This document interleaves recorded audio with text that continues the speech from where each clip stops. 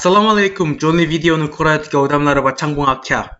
안녕하십니까, 우리 창봉 형님, 그리고 현재 라이브를 보고 계신 여러분. 하창봉의 35번째 돈통 깔라무시입니다. 오늘 우리 창봉 형님의 생일, 아니 생신, 이제 생신이라고 불려야 될 나이대죠.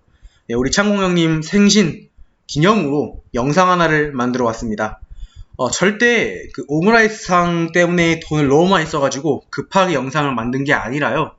이 한 달 전부터 제가 차근차근 만들어 온 것입니다. 네. 다만 이제 생일 헌정 영상과는 좀 주제가 많이 거시기 할 수 있어요. 양해 부탁드립니다. 헌정 영상은 하창봉은 얼마나 자주 오줌을 쌀까에 대한 연구 PPT입니다. 여러분, 우리 창봉 형님, 일랩방광으로 굉장히 유명하죠? 그런데요, 여러분 한 번쯤 궁금하지 않으셨습니까? 우리 형님이 오줌을 많이, 그리고 또 빨리 싸는 것 같기는 한데, 정말 우리 형이 하루에 몇 번을 싸는 건지, 혹은 하루에 이 오줌을 쌀 때 도대체 얼마나 오래 싸는 건지 이것에 대해서 말입니다. 저 역시 이에 대해서 굉장히 궁금했고, 그렇기에 본 연구를 시작하게 되었습니다. 실험은 총 한 달 동안 이루어졌고요.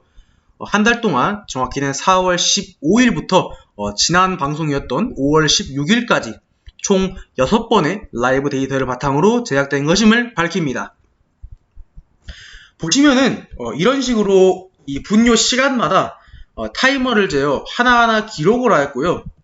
다만 이 분뇨 시간의 경우 분뇨뿐만 아니라 다른 행위, 예를 들면은 물을 떠오거나 세수를 하거나 커피를 가져오는 등 이런 다른 변수들이 많아서 아무래도 불명 데이터가 좀 여러 개 포함되어 있음을 밝힙니다. 먼저 우리 창봉 형님의 분뇨 시간, 한 번 오줌을 쌀 때 몇 초를 싸는지 이것에 대해서 말을 해보자면은 우리 창봉 형님의 분뇨 시간은 평균 36.6초라는 것을 확인하였습니다. 다만 이것을 분뇨 시간이다 라고 보기에는 살짝 어려운 부분이 없잖아 있습니다. 이를테면은 이 자리에서 일어나서 문을 열고 화장실까지 간 뒤 커버를 올리고 바지를 내리고 힘을 주고 그런 외적인 시간이 모두 포함되어 있기 때문인데요. 그래서 한 가지 그림을 가져왔습니다. 이것은 우리 창봉 형님의 대략적인 집 구조입니다. 2년 전 집 소개 영상을 참고하였고요. 그 집에서 그냥 바로 옆 동으로 이사를 간 것이기 때문에 아무래도 집 구조는 비슷하다 혹은 같다 라고 가정하고 그림을 그렸습니다. 보시면은 이 작업실 바로 옆에 화장실이 있어서 이동이 매우 편리한 것을 볼 수 있습니다. 그리고 집 소개 영상에 따르면 이 작업실 문을 열고 화장실 변기에 앉는 데까지 약 3초가 걸린 것을 볼 수 있었는데요. 이러한 것들을 통해서 이 분뇨 외 시간을 약 15초라고 가정을 하였을 경우 정확한 우리 창봉 형님의 분뇨 시간은 평균 21.6초라는 것을 확인할 수 있었습니다. 21.6초. 언뜻 보면은 굉장히 빠른 시간 같은데요. 어쩌면 토끼가 아닐까. 이제 1랩 방광이 아니라 0랩 방광 혹은 튜토리얼 방광이라고 불러야 하는 것이 맞지 않나 싶은 생각이 드실 수 있습니다. 그런데 말입니다. 놀랍게도 학계에는 오리엔테이션의 법칙이라는 것이 있습니다. 모든 포유류, 이를테면은 쥐, 여우, 강아지, 고양이, 심지어는 인간까지 이런 모든 포유류의 소변 시간은 평균적으로 약 21초로 모두 똑같았다라는 법칙입니다. 이 법칙에 따르면은 우리 창봉 형님의 분뇨 시간은 너무나도 지극히 정상이라는 것을 알 수 있었습니다. 우리가 느끼기에는 엄청나게 빨랐는데 라고 생각하실 수 있습니다. 그런데 아마도 이 방과 화장실의 거리가 매우 가깝기 때문에 우리 형이 우리 형이 오줌을 굉장히 빨리 싸고 오는구나 라고 착각한 것일 뿐 그의 분뇨 시간은 생물학적으로 지극히 정상이었다는 뜻이 됩니다. 다만 실험진이 놀란 것은 분뇨 시간이 아닌 분뇨 주기였습니다. 이 하루에 얼마나 오줌을 많이 싸는가에 대해서 이 거시기 연구를 한 바에 따르면은 라이브 시간과 라이브 외 시간을 1.2대 1로 가정을 하였을 때 라이브 시간은 1시간에 약 0.62번, 라이브 외 시간은 1시간에 0.516번 오줌을 누는 것을 계산할 수 있었습니다. 또한 그의 한 달간 평균 라이브 시간은 4.847시간이었고요. 평균 수면 시간을 한국 성인 평균 수면 시간인 6.85시간으로 잡았을 때 라이브 외 시간은 12.303시간이라는 것을 확인할 수 있습니다.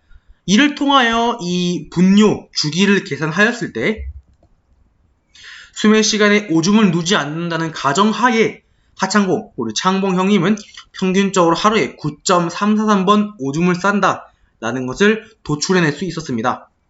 여기에 더해서 이제 수면 시간에 자는 도중에 잠깐 일어나서 분뇨 행위를 한다거나 이랬을 때에는 평균적으로 10번 혹은 11번까지도 이 주기가 더 거시기해질 수 있다는 것을 알 수 있습니다. 이는 당연하겠지만 정상이 아닙니다.